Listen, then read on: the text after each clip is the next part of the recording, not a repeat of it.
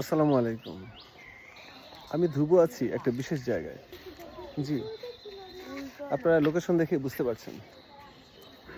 আমি আছি জারিয়া জাঞ্জাইল রেলওয়ে স্টেশনে।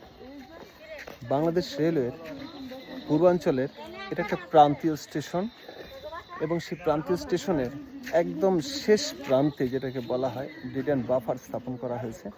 সেই ডেড অ্যান্ড বাফারে দাঁড়ানো আছে, অর্থাৎ এরপরে বাংলাদেশ রেলওয়ের ট্রেন আর যাতায়াত করে না। মূলত এই দেখেন লাইনটা স্টেশন থেকে এসে সরাসরি এই পর্যন্তই শেষ, এরপরে আর কোনো ট্রেন এখান থেকে যাতায়াত করতে পারে না। আমি এই জারিয়া জাঞ্জাইল রেলওয়ে স্টেশনের একটা বিশেষত্ব বর্ণনা করার জন্য এখানে আমি আজকে উপস্থিত হয়েছি। সেটা হচ্ছে এটা বাংলাদেশ রেলওয়ের একটা প্রান্তিক স্টেশন, আর এই স্টেশনটা নেত্রকোনা জেলার দুইটা উপজেলার সীমান্তবর্তী এলাকায় অবস্থিত। মানে যেখান থেকে আমি হাঁটছি সেটা নেত্রকোনা জেলার পূর্বধলা উপজেলার মধ্যে পড়েছে এটা। আর কিছু আমি যেখানে যাচ্ছি কিছুক্ষণ পরে যাব, সেখানে হচ্ছে দুর্গাপুর উপজেলার মধ্যে পড়েছে।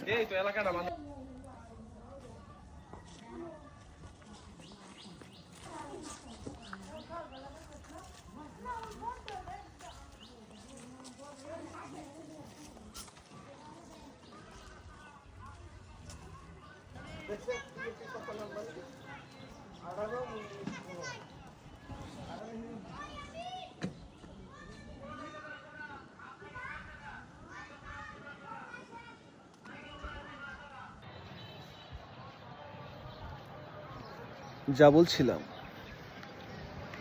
এই স্টেশনটা নেত্রকোনা জেলার দুইটা উপজেলার সীমান্তবর্তী স্থানে অবস্থিত। কিছুক্ষণ আগে আমি ছিলাম পূর্বধলা উপজেলার মানে সীমানায়, এখন আমি যে জায়গায় আছি সেটা হচ্ছে দুর্গাপুর উপজেলার সীমানায়। ভালো করে খেয়াল করে দেখেন, এখানে একটা লাইন পরিত্যক্ত অবস্থায় আছে এবং পেছনে গোল ছাউনিওয়ালা একটা গোডাউন আছে, অর্থাৎ এটা একটা গোডাউন সাইডিং লাইন, যা জারিয়া জাঞ্জাইল রেলওয়ে স্টেশন থেকে স্টেশনের পিছনেই এই লাইনটা স্থাপন করা হয়েছে। এবং গোডাউন সাইডিংয়ের এটি হলো শেষ প্রান্ত, মানে অর্থাৎ সাইডিংয়েরও এটা শেষ প্রান্ত। আমার পিছনে আপনারা দেখতে পাচ্ছেন এখানে সেই বিখ্যাত নদী কংস নদী।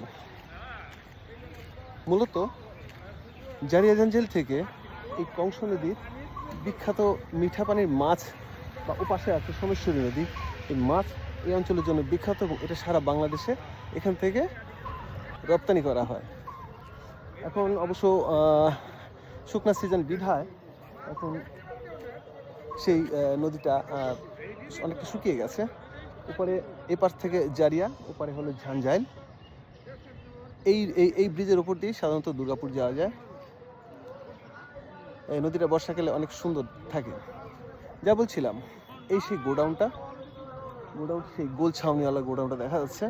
এখানে এক সময় এই নদী পথে এখান থেকে প্রচুর মালামাল এখান থেকে এসে গোডাউনে রাখা হতো, এখান থেকে রেললাইনের মাধ্যমে বিভিন্ন জায়গায়, অর্থাৎ মালগাড়ির মাধ্যমে বিভিন্ন জায়গায় প্রেরণ করা হতো।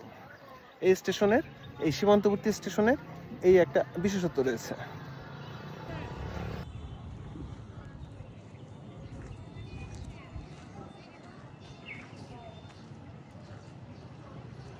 এই সেই গোডাউন সাইডিং লাইন, যেটা এখন পরিত্যক্ত অবস্থায় আছে এবং দূরে আপনার ট্রেন দেখতে পাচ্ছেন। আমি চেষ্টা করছি আপনাদের জুম করে দেখানোর জন্য। ভালো করে খেয়াল করবেন, ওপাশ থেকে রেল লাইনটা ট্রেন দেখা যাচ্ছে, অর্থাৎ রেল লাইনটা ওদিক থেকে এসে স্টেশনের পিছন দিয়ে গোডাউন সাইডিংয়ে এসছে।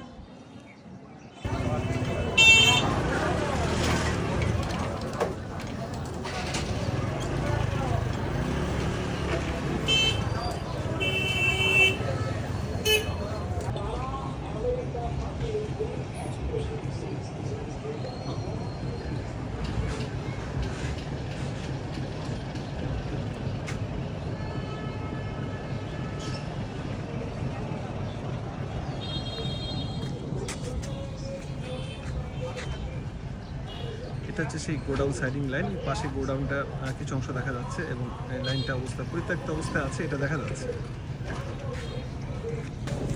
এই লাইনটাই সেই লাইন, স্টেশনের পেছন দিয়ে প্ল্যাটফর্মের সাইড দিয়ে পয়েন্ট করে এই লাইনটা তৈরি করা হয়েছে। এখন অবশ্য এটা পরিত্যক্ত এবং বলা যায় অনেকটা বেদখল হয়ে যাওয়ার মতো অবস্থা। বোঝাই যাচ্ছে রেলে অনেকগুলো জায়গা বেদখল হয়ে গেছে। সাইডিং লাইনটা মূলত এখান থেকে এসছে, দেখা যাচ্ছে সাইডিং লাইন, স্টেশনের প্ল্যাটফর্ম এবং নেম বোর্ডটা দেখা যাচ্ছে। আর এই দূরে সাইডিং লাইনটা পিছন দিয়ে গিয়ে গোডাউনে দিয়ে গেছে, এই লাইনটা গোডাউনে দিয়ে গেছে। এই হলো অবস্থা।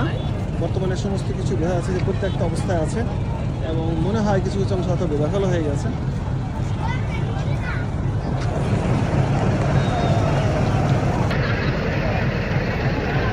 জারিয়াজঞ্জাল রেল স্টেশনের ছোট কিছু ইতিহাস জানার চেষ্টা করেছি মাত্র, এবং আমরা আশা করি যে এই জারিয়াজঞ্জালের ইতিহাসটা আপনারাও কিছুটা বুঝতে পেরেছেন, মাছ করতে পেরেছেন। যাই হোক, ধন্যবাদ। ভালো থাকবেন, সুস্থ থাকবেন এবং সুন্দর থাকবেন। আমি ধ্রুব আপাতত বিদায় নিচ্ছি। দেখা হবে, কথা হবে কোথাও না কোথাও, কোনো না কোনো জায়গায়। আমি ধ্রুব ঠিকই হাজির হয়ে যাব। সে পর্যন্ত আল্লাহ হাফেজ, আসসালামু আলাইকুম।